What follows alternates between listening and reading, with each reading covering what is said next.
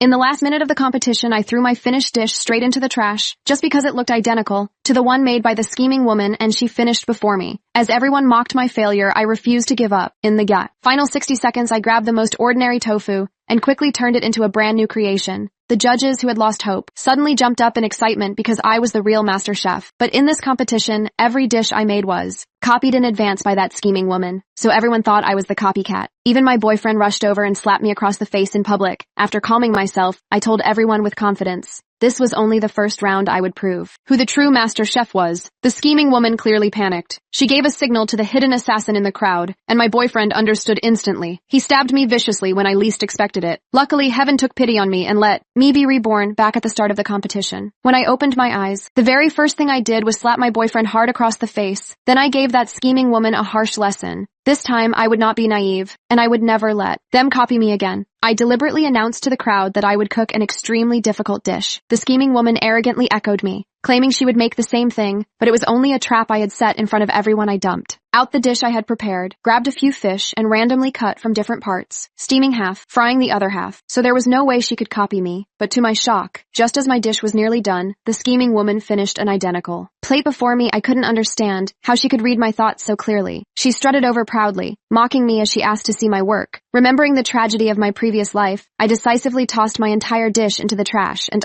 once again struck out on a new path. In the final minute, I gave it everything I had with skillful technique. In just 60 seconds, I created an entirely new masterpiece. The audience was stunned, and I knew in my heart the first round's champion was definitely mine, but my boyfriend sneered, saying it was just surface-level flair, that a true master chef relied on flavor and skill. The audience chimed in, saying I had only gotten lucky. The scheming woman seized the chance and taunted me again, claiming no matter what I cooked, she could copy it exactly. Soon the second round began. This time it was about knife skills and technique and had to be done in pairs. But when I looked around, no one was willing to team up with me, just as I was about to lose my qualification. The local bully stepped forward, volunteering to be my partner. Everyone burst out laughing, because he was known for ruining dishes while cooking, and for messing up competitions. But I had no choice. I had to trust him. I warned him that this competition was important to me. He nodded in agreement, even trying to show off, but the moment he picked up an ingredient, he dropped it straight onto his own head, sending the whole audience into laughter. I quickly stopped him and told him just to handle prep and cutting, leaving the rest to me. But right then, the scheming woman smirked, saying my boyfriend's knife skills were unmatched, second to none. And in the next moment, my boyfriend stepped forward. He began. His performance and his dazzling technique left the entire crowd